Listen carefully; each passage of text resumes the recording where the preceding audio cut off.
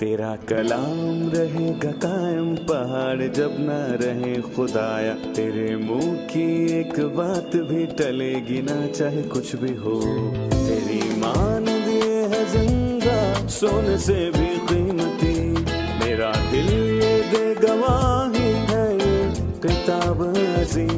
नाज़िल करे अपना कलाम, शिकस्ता दिलों को सुकून मिले, तारीखी दूर हो मेरी राहें रोशन कर। दिल अपना कलाम कसरत से ए खुदा बदल दे, रिहाई दे कसरत से फल मिला, कलाम रहेगा कायम पहाड़ जब न रहे। अजीज नाजरीन, मैं अयाद ज़रीफ आप तमाम देखने वालों को हमारे रोज़ के बाइबली मुतालियाती प्रोग्राम की नई किस्त में खुशामदीद कहता हूँ। खुदा का शुक्र है कि आज हमने अपने प्रोग्राम के चौथे सीज़न का आगाज़ किया है और खुदा के फजल से हम अब तक 771 इकसात मुकम्मल कर चुके हैं। अजीज़ों, पिछले 3 साल में हमने बाइबल मुक़द्दस की बहुत सी कुतब का मुताला किया। अहद जदीद में से हमने मत्ती की इंजील से कुलसियों के ख़त तक मुताला किया और अहद कदीम में से हमने पैदाइश से ग़ज़ल ग़ज़लात तक मुताला मुकम्मल किया और पिछली किस्त में हमने कुलसियों के ख़त का मुताला मुकम्मल किया था। ये पौलुस रसूल के उन खतूत में से एक है जिसमें मसीह की फजीलत और उसके मुनफरिद होने की बात है। मसीह की शख्सियत की फजीलत, और वो सब चीज़ों से पहले है और उसी में सब चीज़ें कायम रहती हैं। और कलाम मुक़द्दस में यूं मरकूम है, हमको उसमें मुखलसी यानी कसूरों की माफ़ी हासिल है। मसीह के मुकाम की बात है क्योंकि वो कलीसिया का सर है। आज हम पुराने अहद नामे के एक नए हिस्से पर पहुंच चुके हैं और ये नबूवती कुतब का हिस्सा है। नबूवती कुतब यसाया की किताब से शुरू होती हैं और अजीज़ों, इसमें मसीह की शख्सियत, मसीह के काम और उसकी सल्तनत का जिक्र है और इसमें मसीह का बयान है कि वही खुदा और अब्दियत का बाप है। मसीह ही वो बर्रा है जो हमारी खातिर कुर्बान हुआ। जैसे एक भेड़ अपने कुर्बान करने वालों के सामने खामोश रहती है, फिर मुस्तकबिल में मसीह की बादशाहत का जिक्र है। खुदावंद ने गुज़िश्ता सालों में हमारी मदद की कि हम बाइबल मुक़द्दस में से भरपूर तौर पर सीख सकें और हमें उम्मीद है कि हमारी दुआ है कि पिछले तमाम मुताले से आप खुदा और उसके कलाम के करीब से करीब तर हुए हैं और खूब बरकत पाई है। ये कलाम आपके दिलों पर असर करेगा क्योंकि ये जिंदा और मुतहर्रिक है। ये दो धारी तेज तलवार है और मुझे खुशी है कि आज हम एक नए सीजन का आगाज करके बाइबल मुक़द्दस की शानदार कुतब में से एक नई किताब का मुताला करेंगे। आज के प्रोग्राम का आगाज करने से पहले मैं स्टूडियो में आए खुदा के खादिम का खैर मकदम करूंगा। खुशामदीद भाई यूसुफ। बहुत शुक्रिया। आप कैसे हैं? जी मैं ठीक हूँ। आप हमारे नए सीजन की सजावट के बारे में क्या कहेंगे? बहुत खूब, खुदावंद को जलाल मिले। आमीन आमीन। और आज के इस खूबसूरत माहौल में मैं सब मेहमानों को भी खुशामदीद कहूँगा। खुदावंद आपको बरकत दे। मैं दुआ करता हूँ कि इस मुताले में गुजारा हुआ वक्त आपके लिए बहुत सा फल लाए।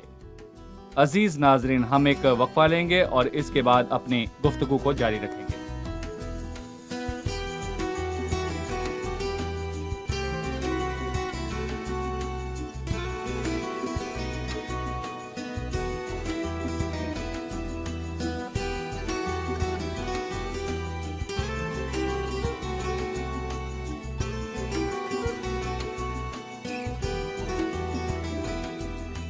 खुशामदीद भाई बहुत यूसुफ। शुक्रिया। भाई यूसुफ, यसाया की किताब का मुताला करने से हम पुराने अहदनामे के एक नए हिस्से का आगाज करेंगे जो नबूती कुतब का एक हिस्सा है। मैं आपसे पुराने अहदनामे की कुतब की तकसीम के बारे में जानना चाहूँगा और ये भी कि इन हिस्सों में नबूती कुतब की क्या जगह है। जी, लूका की अंजील में मसीह ने पुराने अहदनामे की तकसीम को बयान किया। उसने कहा, जितनी बातें मूसा की तौरेत और नबियों के सहीफों और ज़बूरों में मेरी बाबत लिखी हैं पूरी हों। और ये लूका के 24वें बाब में लिखा है। आप पुराने अहदनामे को 3 हिस्सों में तकसीम कर सकते हैं। किसी ने इसे ते नून काफ कहा, ते से तौरेत, नून संग न्यू एम के से कितवीन। और पुराने अहदनामे में खमसाए मूसा पर न्यू यानी कि नबूवतें और उसके बाद कतवीन यानी कि मैं कहूँगा शायराना कुतब मौजूद हैं। यानी पहले खमसाए मूसा, پھر نیوم اور اس کے بعد کتیوم یعنی کہ شاعرانہ کتب۔ اور ہم اس کو مزید آسان کرتے ہیں، ہم کہتے ہیں کہ پرانا عہد نامہ 3 حصوں پر تقسیم شدہ ہے: ماضی کی خبر، حال کے تجربات اور مستقبل کی خواہشات۔ اور ماضی کے متعلق 17 تاریخی کتب ہیں، اور مستقبل کے متعلق 17 نبوتی کتب ہیں۔ حال اور اس کے تجربات کے متعلق 5 شاعرانہ کتب ہیں، یعنی 17 17 اور 5۔ پرانے عہد نامے کی 39 کتابیں ہیں، اور یعنی کہ ماضی کی خبر کے متعلق 5 بڑی کتابیں ہیں، اور پھر باقی 12 کتابیں ہیں، مطلب 12 اور 5 17۔ اور 5 کتابیں جنہیں خمسہ موسیٰ کہتے ہیں، ان کتب میں ابتدا سے لے کر 2000 سالوں کی تمام باتیں موجود ہیں، اور جب تک لوگ وعدے کی سرزمین میں داخل نہ ہوئے۔ اور پھر 12 تاریخی کتب ہیں جو یشوع کی کتاب سے شروع ہو کر آستر کی کتاب پر ختم ہوتی ہیں۔ اور اس قسط میں ہم نبوتی کتابوں کے متعلق بات کریں گے، اور ان میں 5 بڑے انبیاء کی کتب ہیں: یسایہ، یرمیہ، نوحہ، حزقییل اور دانییل، اور پھر 12 چھوٹے انبیاء کی کتب شامل ہیں۔ اور 5 شاعرانہ کتب میں ایوب، زبور، امثال، وائز اور غزل و غزلات کی کتابیں شامل ہیں۔ اور میں کہوں گا کہ اس میں پرانے عہد نامے کی تقسیم شامل ہے، جیسے ماضی، حال اور مستقبل۔ 17 نبوتی کتب میں سے پہلی 5 کتابیں بڑے انبیاء کی کتب کہلاتی ہیں، جبکہ باقی 12 کتابیں چھوٹے انبیاء کی کتب کہلاتی ہیں۔ کیا ہم چھوٹے اور بڑے انبیاء کی کتب کو ان کی نبوت کے مقام یا رتبے کی وجہ سے کہتے ہیں؟ کیا کہیں گے؟ دراصل ہم کسی کتاب میں فرق نہیں کرتے، اور لکھا ہے کہ ہر ایک صحیفہ خدا کے الہام سے ہے۔ ہم ان کے ابواب کی بنیاد پر ان کو چھوٹا یا بڑا کہتے ہیں۔ مثلا یسایہ کی کتاب نبوت کی کتاب میں 66 ابواب ہیں، اور یہ زبور کی کتاب کے بعد بائبل مقدس میں دوسری بڑی کتاب ہے، جبکہ عبیدیہ کی کتاب نبوتی کتابوں میں سے سب سے چھوٹی ہے، کیونکہ عبیدیہ کی کتاب کا صرف ایک ہی باب ہے۔ یہ چھوٹی کتاب ہے، لیکن بڑے انبیاء یعنی جن کی نبوت کی تحریر لمبی ہے، لیکن چھوٹے انبیاء جن کی میں کہوں گا کہ نبوت کی تحریر چھوٹی ہے۔ ہم یسایہ کی کتاب کا مطالعہ شروع کر رہے ہیں، تو نبی اور نبوت کے الفاظ بار بار استعمال ہوں گے، لہٰذا جی میں چاہوں گا کہ آپ نبی اور نبوت کے معنی بتائیں۔ کیا کسی کو بھی نبی اور کسی کے بھی الفاظ کو نبوت کہہ سکتے ہیں؟ دیکھیں بھائی، دراصل نبی وہ ہے جس کے منہ سے خدا کا کلام نکلتا ہے، اور وہ خدا کے کلام کو لوگوں تک پہنچاتا ہے، وہ شخص نبی کہلاتا ہے۔ اور خدا بھی اسے عام لوگوں سے 2 باتوں میں نمایاں کر دیتا ہے، اور وہ اندیکھے مستقبل اور دلوں کی باتوں کو جاننا ہے جو ہر انسان ظاہر نہیں کرتا۔ سو نبی وہ ہوتا ہے جو وہ باتیں کرتا ہے جو لوگ نہیں کرتے۔ اور میں یہ کہوں گا کہ انبیاء میں یہ 2 خصوصیات پائی جاتی ہیں کہ وہ بول کر لوگوں کے دلوں کی باتوں کو بیان کرتے ہیں، اور ہمیں بول کر مستقبل کے متعلق بتاتے ہیں، جن میں دیندار مبارک ہوگا مگر شریر کی عدالت ہوگی۔ ہم یہ مطالعہ اس لیے کرتے ہیں کہ بائبل مقدس کی باتوں کو سمجھیں اور سمجھا سکیں۔ لکھا ہے، جو میں کہتا ہوں اس پر غور کر، کیونکہ خداوند تجھے سب باتوں کی سمجھ دے گا۔ لہٰذا نبوتوں کو سمجھنے کی کنجی کیا ہے؟ نبوتی کتب اور نبوتیں پرانے عہد نامے کے بڑے حصے کو ظاہر کرتی ہیں۔ ہم جانتے ہیں کہ بہت سے ایماندار نبوتی کتب کو نہیں پڑھتے۔ کچھ ایماندار نبوتی کتب کو پڑھتے ہیں، پر ان کو قدیم لوگوں اور کلیسیا کے درمیان فرق معلوم نہیں ہوتا، یعنی وہ نبوت کی اہمیت سے واقف نہیں۔ سو ہم کون سی کنجی حاصل کریں تاکہ ان نبوتی حصوں کو سمجھ سکیں؟ دیکھیں، جیسا کہ آپ نے کہا کہ بہت سے لوگ نبوتی کتابیں نہیں پڑھتے، اور یہ ان کا نقصان ہے۔ پطرس نے کہا، ہمارے پاس نبیوں کا وہ کلام ہے جو زیادہ معتبر ٹھہرا، اور تم اچھا کرتے ہو جو یہ سمجھ کر اس پر غور کرتے ہو کہ وہ ایک چراغ ہے جو اندھیری جگہ میں روشنی بخشتا ہے، اور اس کا مطالعہ نہ کرنا ایماندار کے نقصان کی بات ہے، کیونکہ میں کہوں گا کہ وہ خدا کے قیمتی کلام کے اس شاندار حصے کا مطالعہ نہیں کر پاتے جو سچ میں افسوسناک ہے۔ چلے آئے ہم اس کو آسان بناتے ہیں، کیونکہ یسایہ کی کتاب نبوتی کتب میں سے سب سے عظیم ہے، اور اس نبوتی کلام کا مرکزی موضوع مسیح ہے، اور میں کہوں گا کہ اس میں مسیح کی بات دو پہلوؤں سے ہوئی ہے، اور اس میں مسیح کے دکھ اور مسیح کے جلال کا واضح ذکر اس کے ہوا جلال ہے۔ کا ذکر ہے۔ اور پطرس نے اپنے پہلے خط کے پہلے باب میں کہا، انہوں نے اس بات کی تحقیق کی کہ مسیح کا روح جو ان میں تھا اور پیشتر سے مسیح کے دکھوں کی اور ان کے بعد کے جلال کی گواہی دیتا تھا، وہ کون سے اور کس وقت کی طرف اشارہ کرتا ہے، ایک چیز۔ اور دوسری بات کہ پرانے عہد نامے میں کلیسیا کا ذکر کہیں نہیں ملتا، اور لوگ غلطی کرتے ہیں۔ دیکھیں، کچھ لوگ یہ کہتے ہیں کہ نئے عہد نامے میں کلیسیا موجود ہے تو پھر پرانے عہد نامے میں بھی ہوگی، تو ان کا یہ خیال افسیوں کے تیسرے باب کے مکاشفہ سے تضاد ظاہر کرتا ہے۔ کلیسیا ایمانداروں کی جماعت ہے، اس کا تعلق مسیح سے ہے، وہ خدا کی کلیسیا ہے، بالکل، کوئی یعنی عمارت کہ نہیں۔ کلیسیا سے مراد عمارت نہیں بلکہ ایماندار ہیں، ایمانداروں کی جماعت جو پینتیکوست پر موجود تھی۔ اور کچھ لوگوں کا خیال ہے کہ وہ آدم، حابل اور ابراہام کے ایام سے موجود ہے۔ مسیح کا بدن، حقیقی ایماندار، مطلب کہ وہ ایماندار جو آج کے دور میں موجود ہیں اور کلیسیا کا حصہ ہیں۔ مسیح کا وہ بھید جو اور زمانوں میں بنی آدم کو اس طرح معلوم نہ ہوا تھا، جس طرح اس کے مقدس رسولوں اور نبیوں اور روح میں اب ظاہر ہو گیا ہے۔ پرانے عہد نامے میں کلیسیا، یا میں کہوں گا کہ ایمانداروں کی جماعت موجود نہ تھی جو مسیح پر ایمان لائے اور روح القدس ان میں بسے۔ اور میں یہاں کہوں گا کہ دوسری چیز، نبوت کو سمجھنے کے لیے ہمیں یہ بات بڑی اچھے طریقے سے سمجھنی ہوگی کہ نبوتوں میں تاریخی فاصلہ موجود ہے۔ یسایہ 61ویں باب میں مشہور نبوت ہے۔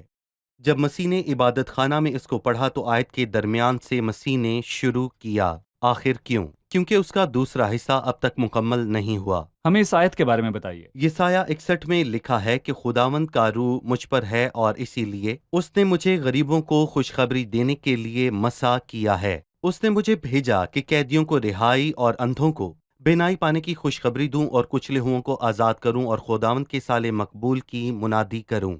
پھر وہ کتاب بند کر کے اور خادم کو واپس دے کر بیٹھ گیا، پھر کہا، آج یہ نوشتہ تمہارے سامنے پورا ہوا۔ اور آگے لکھا ہے کہ انتقام کے روز کا اشتہار دوں۔ یہ اس نے نہیں پڑھا کیونکہ اب تک یہ پورا نہیں ہوا تھا، اور مسیح کی دوسری آمد پر یہ نوشتہ پورا ہوگا، اور ہم اس کو ایک تاریخی فاصلہ کہتے ہیں جو دو واقعات کے بیچ ہے۔ اور میں کہوں گا کسی نے اس کو مرہب شیشے سے دیکھنے جیسا کہا، اور وہ دو پہاڑوں کی چوٹیاں دیکھ سکتا ہے لیکن ان کے درمیان کی وادی نہیں دیکھ سکتا جس نے انہیں الگ کیا ہے۔ اور نبیوں نے مسیح کی پہلی اور دوسری آمد کو دیکھا، اور اس کے بیچ کلیسیا کے 2000 سال ہیں، اور نبیوں نے اس کا یہاں پر ذکر نہیں کیا، مگر میں کہوں گا کہ ہم اس کو اس مطالعے سے سمجھ سکتے ہیں۔ جی، اور آخری بات ہے کہ نبوت اور نوشتے کو ایک ساتھ سمجھنے کی ضرورت ہے، کیونکہ نبوت کی بات آدمی کی خواہش سے کبھی نہیں ہوئی، بلکہ میں کہوں گا کہ لکھا ہے کہ آدمی روح القدس کی تحریک کے سبب سے خدا کی طرف سے بولتے تھے۔ دیکھیں، کلام ایک ہے، اور ہمیں اس کلام کو سمجھنے کے لیے تمام نبیوں کو سمجھنے کی ضرورت ہے۔ صحیح۔ ابھی ہم ایک رپورٹ دیکھیں گے، اس کے بعد اپنی گفتگو جاری رکھیں گے۔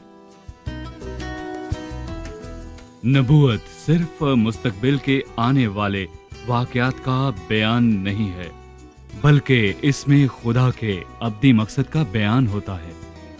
جب اسرائیل اور یہودا میں کاہنوں اور حاکموں کا نظام ناکام ہوا تو خدا نے نبیوں کے ذریعے اپنے لوگوں سے بات کی۔ ان لوگوں کو روحانی معاملات کی بصیرت حاصل تھی۔ خدا نے ان نبیوں کو بھیجا کہ بھٹکے ہوئے لوگوں کو توبہ کی طرف لائیں۔ ان کی ذمہ داری تھی لوگوں کے سامنے مسیح کی آمد کے دن پر اس کے جلال اور ان کو ملنے والی برکات کا ذکر کریں، اور ان کو گناہ سے راست بازی کی راہ پر لانے کی راہ کو ہموار کریں، تاکہ بت پرستی چھوڑ کر زندہ خدا کے پاس آئیں، جس نے ان کی بھلائی کے لیے ساری تاریخ میں اپنی قدرت کو شاندار طور پر ظاہر کیا۔ بھائی یوسف، ہم نے رپورٹ میں دیکھا کہ کاہنوں اور بادشاہوں کے نظام کی ناکامی کے بعد نبوت کی خدمت آئی تاکہ خدا اپنے لوگوں سے بات کر سکے۔ حکمران اور کاہن کیوں ناکام ہوئے؟ کیا یہ ان کی ناکامی تھی یا لوگوں کی ناکامی تھی؟ لوگوں کے سپرد جو بھی نظام تھا وہ ناکام تھا۔ بادشاہ ایک مخصوص خاندان سے اور کاہن بھی ہارون کے خاندان سے تھا، پر میں یہاں پر کہوں گا کہ خدا کبھی ناکام نہیں ہوتا، اور میں یہاں پر یہ کہوں گا کہ اسی لیے جب بادشاہ اور کاہنوں کا بنایا سارا نظام ناکام ہو گیا تو خدا نے نبیوں پر اپنا فضل کیا۔ انہوں نے یہ خدمت میراث میں حاصل نہیں کی، بلکہ خداوند نے ان پر اپنا فضل کیا اور اپنی آواز اپنے لوگوں تک پہنچائی۔ دیکھیں، اگر سب کچھ یہاں ٹھیک ہوتا تو بادشاہ خدا کے فرما بردار ہوتے اور خدا کی ہدایت پر چلتے، اور کاہن لوگوں کو خداوند کی طرف مائل کرتے، اور اگر بادشاہ خدا کو ظاہر کرتے اور سب کاہن لوگوں کو خدا کے سامنے ظاہر کرتے تو نبوت کی ضرورت پیش نہ آتی۔ اور یہی ایک وجہ ہے کہ جب یہ دونوں نظام ناکام ہوئے تو نبوت کی ضرورت پیش آئی۔ حکمرانوں اور کاہنوں کی ناکامی کے بعد ہی نبی آئے۔ اس کتاب کا مصنف یسایہ نبی ہے، لیکن کچھ لوگ اس پر اعتراض کرتے ہیں اور کہتے ہیں کہ یہ کتاب ایک یسایہ نے نہیں لکھی، بلکہ پہلے باب سے 35ویں باب تک اور پھر 36 سے 39ویں باب تک دوسرے یسایہ نامی شخص نے لکھی، اور پھر 40ویں باب سے آخر تک تیسرے شخص نے لکھی۔ وہ کہتے ہیں کہ یہ 3 یسایہ نامی لوگوں نے لکھی۔ ان کی دلیل یہ ہے کہ پہلے باب سے 35ویں باب تک افسوس کی باتیں موجود ہیں، اس نے جارحانہ انداز میں بات کی، پھر 36 سے 39ویں باب تک تاریخ کی بات ہوئی جو بالکل مختلف ہے، اور 40ویں سے 67ویں باب میں تسلی اور برکات کا ذکر ہے۔ ان کے مطابق ایک ہی شخص 3 مختلف حصوں کو نہیں لکھ سکتا۔ آپ کیا کہتے ہیں؟ دراصل یہ بات عجیب نہیں، اس نے 2 مختلف انداز سے بات کی، کیونکہ نئے عہد نامے میں یوحنا کی انجیل میں اچھی اور میٹھی باتیں موجود ہیں۔ یوحنا محبت کا رسول ہے، اور اسی نے مکاشفہ کی کتاب تحریر کی جس میں آخرت اور عدالت کا بیان ہے۔ کچھ لوگ یہ کہتے ہیں کہ بدکار بادشاہ منسی نے یسایہ نبی کو آرے سے قتل کیا، اور اگر اس نے یسایہ کے 2 حصے کیے تو یہ ضرور ہے کہ اس نے اس کی کتاب کے 2 یا پھر 3 سے زیادہ حصے کیے ہوں گے، پر اس کو سمجھنے کی کنجی کہ اس کا مصنف صرف ایک شخص ہے۔ مثال کے طور پر اسرائیل کا قدوس کے الفاظ یسایہ کی کتاب میں 28 مرتبہ آئے ہیں، پہلے حصے میں 14 مرتبہ اور دوسرے حصے میں بھی 14 مرتبہ، جبکہ میں کہوں گا کہ پرانے عہد نامے کے باقی حصے میں یہ الفاظ محض 7 مرتبہ استعمال ہوا۔ اسرائیل کا قدوس کے الفاظ پہلے اور دوسرے حصے میں برابر استعمال ہوئے، مطلب کہ اسرائیل کے قدوس کے الفاظ کو کافی جگہ پر استعمال کیا گیا۔ مجھے یاد ہے جب حبشی خواجہ نے یسایہ نبی کا صحیفہ پڑھا تو بائبل مقدس میں یسایہ نبی لکھا ہے۔ بائبل میں پہلا، دوسرا یا تیسرا نہیں لکھا جی، کیونکہ وہ ایک ہی ہے۔ صحیح۔ چلیے مہمانوں سے اب ان کا سوال جانتے ہیں۔ جب ہم بڑے انبیاء کی کتب کا مطالعہ کریں تو یہ محسوس ہوتا ہے کہ اس میں یہی پیغام ہے، یعنی لوگوں کی تنزلی پر ملامت اور آنے والی قید کا بیان ہے۔ ہمیں تاریخ کے مطابق انبیاء کی ترتیب بتائیں، یہ سب ایک ہی دور میں آئے یا مختلف ادوار یا ایام میں؟ بھائی یوسف، بڑے انبیاء کی کتابوں کے لکھے جانے کے وقت کا بیان کریں، خاص کر یسایہ نبی کی کتاب کا۔ دیکھیں، یسایہ کی کتاب باقی انبیاء سے پہلے لکھی گئی۔ اس نے اسوریوں کی اسیری کی پیشن گوئی کی، اور یسایہ نبی کی خدمت کے دوران ہی 10 قبیلے اسوریوں کی اسیری کے شکار ہوئے، پر بابل کی اسیری اس کے دوران نہیں ہوئی۔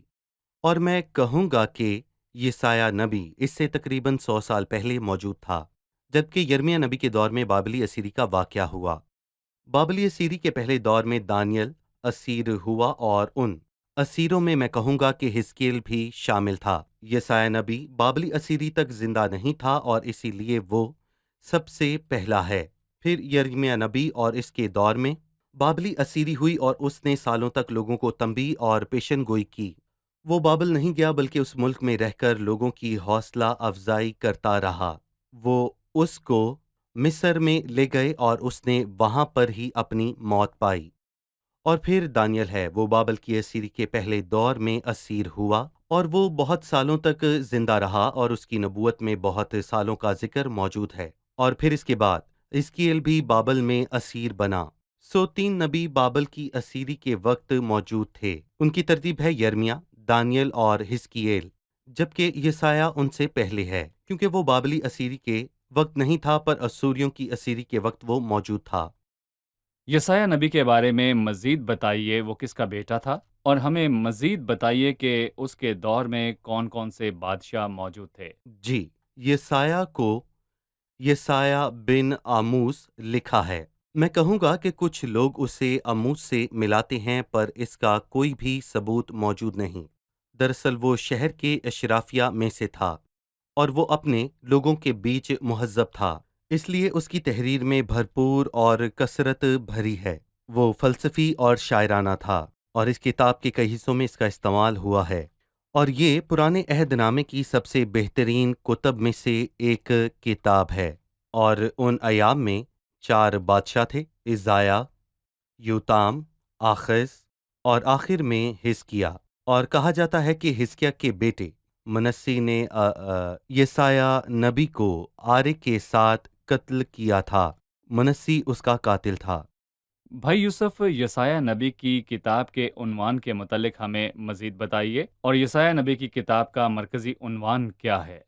یسایہ کے معنی ہیں خدا کی نجات، سو اس میں خدا کی نجات کی بات ہوئی۔ کیسی نجات؟ بنی اسرائیل کی روحانی اور اخلاقی حالت بہت پست تھی، اور اسرائیل سے مراد یہ ہے 2 اور 10 قبیلے، اور میں کہوں گا کہ وہ ساری قوم بھٹک چکی تھی۔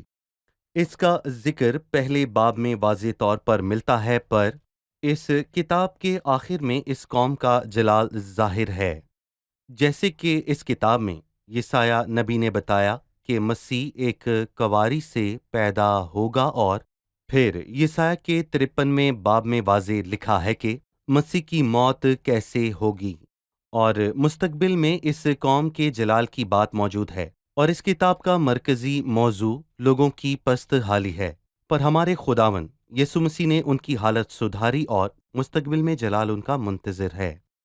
ہم چاہیں گے کہ مہمانوں سے ایک اور سوال لیا جائے۔ اس کتاب کے مطالعہ کے لیے ہمیں اس کی تقسیم بیان کریں۔ جی، اس کی تقسیم جاننے سے اس کو سمجھنے میں آسانی ہوگی۔ اس کو 2، 3 یا پھر 7 حصوں میں تقسیم کر سکتے ہیں۔ جی بتائیے۔ 2 حصے 39 ابواب اور 27 ابواب کے، اور میں کہوں گا کہ ہم جانتے ہیں کہ یسایہ کی کتاب کے 66 ابواب ہیں، اور بائبل مقدس میں بھی 66 کتابیں ہیں، اور اسی لیے لوگ اس کو خود میں بائبل سمجھتے ہیں۔ اور میں کہوں گا کہ یہ پرانے عہد نامے کو ظاہر کرتا ہے، جس میں 39 کتب ہیں، اور پھر دوسرے حصے میں 27 کتب ہیں، جو کہ نئے عہد نامے کی 27 کتابوں کو ظاہر کرتا ہے۔ 27۔ جی بالکل۔ اور ہم اس کو 3 حصوں میں تقسیم کر سکتے ہیں۔ شروع کے 35 ابواب، اور پھر 4 تاریخی ابواب، اور پھر 27 ابواب ہیں، اور پہلا حصہ نبوتی حصہ ہے، اور پھر بیچ میں 4 ابواب 36 سے 39۔ میں کہوں گا کہ 36واں یہ باب۔ تاریخی ابواب ہیں، اور پھر مسیحانہ حصہ آتا ہے، مسیحانہ سے کیا مراد ہے؟ جو مسیح کے متعلق ہو، مسیح کی۔ جس میں اس کے مسیحا ہونے کا ذکر ہو۔ اور یہ آسان تقسیم 3 حصوں پر مشتمل ہے، لیکن میں اس کو ایک اور طریقے سے تقسیم کرتا ہوں۔ دیکھیں، پہلا نبوتی حصہ مزید 3 حصوں میں تقسیم کیا جا سکتا ہے۔ 1 سے 12 باب تک پہلا حصہ رویا ہے، اور 13ویں باب سے 27ویں باب تک دوسرا حصہ ہے، جس میں میں کہوں گا کہ نبوت کا لفظ بہت واضح ہے، اور اس حصے میں یہ لفظ 9 مرتبہ آیا ہے۔ پھر تیسرا حصہ 28 سے 35ویں باب تک، اور اس میں افسوس کا لفظ نمایاں ہے، جو اس میں 6 بار آیا ہے۔ اور یہ پہلے حصے یعنی کہ 35 ابواب کی تقسیم ہے۔ آگے تاریخی حصہ ہے، اور پھر اس کے بعد مسیحانہ حصہ ہے، اور میں کہوں گا کہ اس کے بھی 3 حصے ہیں، اور ان کے درمیان ایک جملہ ہے۔ خدا فرماتا ہے کہ شریروں کے لیے سلامتی نہیں، یا میرا خدا فرماتا ہے کہ شریروں کے لیے سلامتی نہیں۔ اور میں کہوں گا کہ پہلا حصہ نجات کے متعلق ہے، دوسرا حصہ نجات دہندے کے متعلق ہے، اور تیسرا حصہ جلال کے متعلق ہے۔ بہت شکریہ بھائی یوسف، یقیناً آپ کی یہ گہری باتیں ہمیں اس عظیم کتاب کے مطالعے میں بہت مدد فراہم کریں گی۔ اب ہم وقفے کے بعد مہمانوں کے ساتھ قسط کی دہرائی کریں گے۔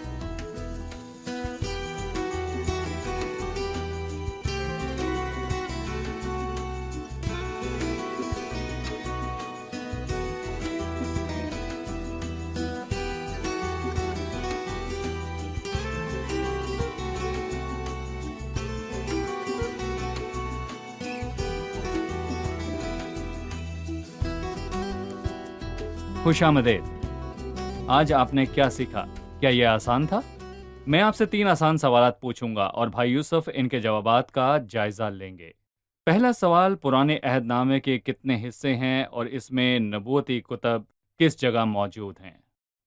پرانے عہد نامے کے 3 حصے ہیں، توریت یعنی 5 موسیٰ، نویین جس میں 5 چھوٹے اور 12 بڑے انبیاء کی کتابیں ہیں، اور کتویم جو توریت اور نبوتی کتب کے علاوہ ہیں، اور یسایہ نبی کی کتب بڑے انبیاء کی کتب میں سے ایک ہے۔ ٹھیک ہے، آپ کا کیا خیال ہے بھائی؟ بڑے انبیاء کی کتابوں میں سے یسایہ نبی کی کتاب بڑی ہے۔ جی، یسایہ کی کتاب بڑے انبیاء میں سے پہلی جی کتاب ہے۔ بالکل۔ ٹھیک ہے، ہم جانتے ہیں کہ یسایہ نبی کی کتاب نبوتی کتب میں سے ایک ہے۔ اس نبوت کو سمجھنے کا طریقہ بتائیے۔ میں کہوں گا اس کو سمجھنے کے لیے 4 نکات ہیں۔ پہلا نکات، نبوت میں مسیح، اس کے دکھوں اور اس کے آنے والے جلال کی بات ہے۔ دوسرا، پرانے عہد نامے کی نبوت میں کلیسیا موجود نہیں۔ ہمیں افسیوں کے 3 باب سے یہ سمجھ آتی ہے، لکھا ہے مسیح کا وہ بھید جو اور زمانوں میں بنی آدم کو اس طرح معلوم نہ ہوا۔ تیسرا، اور زمانوں میں بنی آدم کو اس طرح معلوم نہ ہوا۔ جی ٹھیک ہے، ان پیشن گوئیوں کے بیچ میں تاریخی فاصلہ ہو سکتا ہے، جیسے یسایہ 61ویں باب میں موجود ہے۔ کسی پیشن گوئی کو سمجھنے کے لیے اس کو مکمل طور پر سمجھنا ضروری ہے، یعنی ان سب کو اکٹھا پڑھیں اور ایک ساتھ سمجھیں۔ اب میں آخری سوال پوچھوں گا، یسایہ نبی کی کتاب کتنے حصوں میں تقسیم شدہ ہے؟ اس کو 2 یا 3 یا 7 حصوں میں تقسیم کرتے ہیں۔ بائبل مقدس کی کتابوں کے شمار کی طرح اس میں 66 ابواب ہیں۔ اس کو 39 اور 27 باب 2 حصوں میں تقسیم کرتے ہیں۔ 39 باب پرانے عہد نامے کو ظاہر کرتے ہیں اور 27 ابواب نئے عہد نامہ کو ظاہر کرتے ہیں، یا ہم اس کے 3 حصے کر سکتے ہیں۔ پہلے 35 باب نبوتی ہیں، پھر 4 تاریخی ابواب اور 27 ابواب جن میں مسیح کی بات ہوئی۔ اس کے علاوہ اس کو 7 حصوں میں تقسیم کرتے ہیں۔ پہلے 12 ابواب میں رویاں نمایاں ہے، 13 سے 21 باب میں نبوت کا لفظ نمایاں ہے۔ جی ٹھیک ہے، بہت شکریہ۔ بھائی آپ کیا کہیں گے؟ دیکھیں، میں یہاں پر یہ کہنا چاہوں گا اور یہ اصلاح کروں گا کہ 13ویں اور 27ویں باب میں نبوت کی بات ہے، اور 28 سے 35ویں باب میں افسوس ہے، جس میں 6 بار افسوس لکھا گیا ہے۔ جی، جس میں 6 بار افسوس لکھا ہے۔ لیکن پوچھنا چاہوں گا، کیا جی ہاں، انہوں نے ٹھیک بالکل جواب دیے؟ اچھے جواب دیے۔ خداوند آپ کو برکت دے۔ خدا کے فضل سے اگلی قسط میں اپنا مطالعہ جاری رکھیں گے۔ شکریہ بھائی، خداوند آپ کو برکت دے۔ ناظرین، یہ یسایہ کی کتاب ہے۔ یسایہ کے معنی یہوہ کی نجات ہے۔ خدا کے ذہن میں نجات کا کام تھا۔ مجھے امید ہے آج کی قسط سے آپ مستفید ہوئے۔ اگلی قسط میں آپ سے پھر ملاقات ہوگی۔ اس میں ہم یسایہ کی کتاب کے پہلے باب کا مطالعہ شروع کریں گے۔ خداوند آپ کو برکت دے۔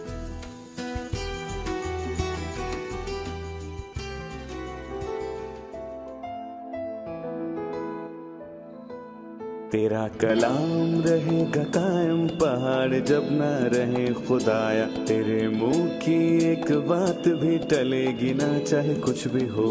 تیری مانند یہ ہے زندہ، سونے سے بھی قیمتی، میرا دل یہ دے گواہی ہے، یہ کتاب عظیم نازل کرے اپنا کلام، شکستہ دلوں کو سکون ملے، تاریکی دور ہو میری راہیں روشن کر، دل اپنا کلام کثرت سے اے خدا بدل دے، رہائی دے کثرت سے پھل میں لاؤ، کلام رہے گا قائم، پہاڑ جب نہ رہے خدایا، تیرے منہ کی ایک بات بھی ٹلے گی نہ، چاہے کچھ بھی ہو۔